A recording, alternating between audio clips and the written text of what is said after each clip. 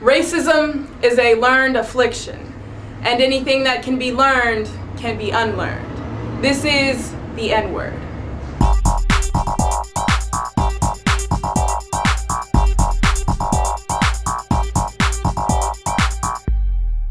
Hi, I'm Parris Harris. How are you?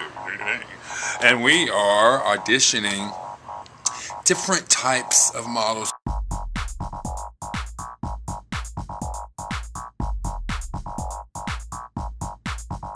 When Arami came in, I immediately knew she could do many different roles because, I mean, from a standpoint of a nationality, I mean, she gave you black, she gave you white, she gave you Indian, she gave you tall, she gave you young, she gave you mainly young, but at the same time, she also gave you sophistication, and I knew that she could do many of my shows.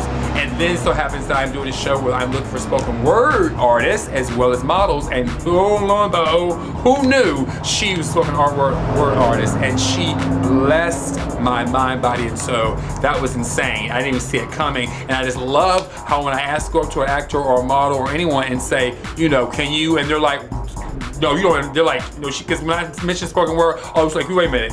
She's like, can the air, you know, can my heart breathe? That's basically, she was like, the answer is yes, and it was amazing. She was amazing. I can't wait to see what she does on March 30th. She is so booked for that show and so many others.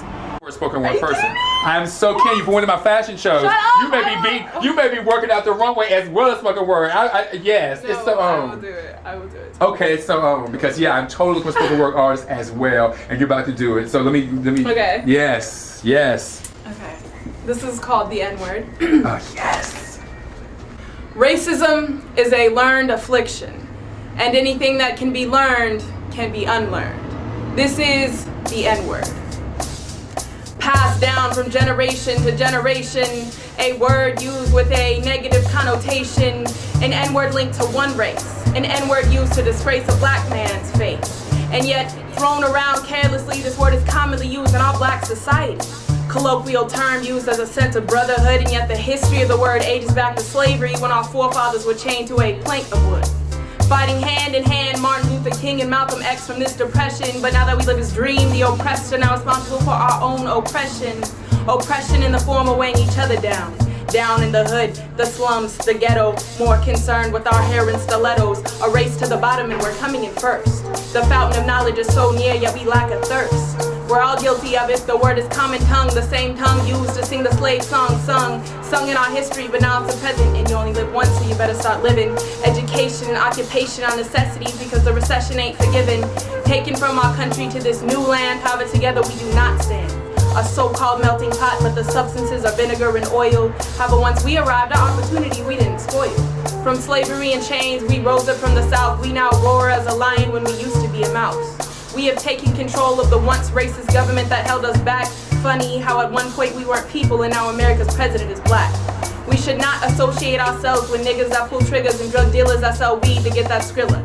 Sometimes it's hard to change, but the movement has begun. It's been our time since the rays of freedom first left the sun. And I know we say nigga cause it's only a joke, but niggas are the reason broken homes remain broke. So maybe next time when someone thinks of black people, they won't think ghetto or poor. They will know we have substance, they will know we have more. I'm not saying change who you are, I'm saying change for the better. Why follow the crowd when you could be a trendsetter? I have a dream that we will love one another, respect each other as a sister and a brother, and together we will reach the pinnacle of success, leave our past behind until we take our last breath. Don't look for change unless you're willing to change yourself. Wealth is acquired in your brain and not on your shelf. We have calmed our storms and fought our fight, however now turmoil within our own community is all that is in sight. Our adversity I describe with diversity because our problems come in a plethora of states. We must focus on our achievements and learn from our mistakes. Rise up and unite. Wave at your haters and smile at the racist, oh so polite. We must improve as individuals to improve our race. Put your reading glasses on so our dream we can chase. Chase and achieve Martin Luther's dream. Dream turn into reality. We are who we are and not how we seem. The perplexity of my complexion is more than skin deep. Together we will rise and our benefits we shall reap. We will function on more than just a mechanical level. Reach the zenith of success and refuse to settle. Black and gold, the beauty of an African woman's story is told. So quiet down, y'all. Can you hear me? An educated black woman, you racists better fear me. Because I'm here to do one thing and that is to succeed. So I ask you, how will you write the history books your grandchildren will read? Would you rather be a Rosa Parks or a world star honey? A Malcolm X or a Playboy bunny? Remember, for doing right or doing wrong so well, taking the enlightened path or experiencing the ignorance of hell. Man, as long as the term nigga stays around, the racial and historical use will always weigh us down. So instead of homie, nigga, or nigger, call him an educated man. Call him a sir and call her a ma'am. And together, we will stand. And if you feel what I'm saying, put your fist up for the hell of it, because the term nigga is no longer relevant. Fashion! Fashion! Blessings, blessings. You blessed us all, child. Shout it out. Lord, that was so good, so freaking good. Yeah, and it's I kid you not. I love that you were like, give it, bam, do something, hit it, bam, something. I love your passion. Poetry. Love your passion. I know, and you just like, I just love the way. Lauryn Hill.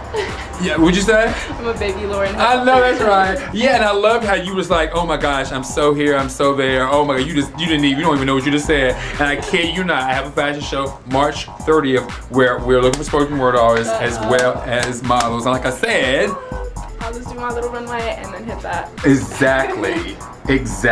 That is so what's gonna happen. It was really fun. You guys were really personal and really, excited and happy with me. And although I just had a dentist appointment and half my face is frozen, I really enjoyed it. And this is kind of like my first really big thing that I've done as a model, and I'm really excited to do it.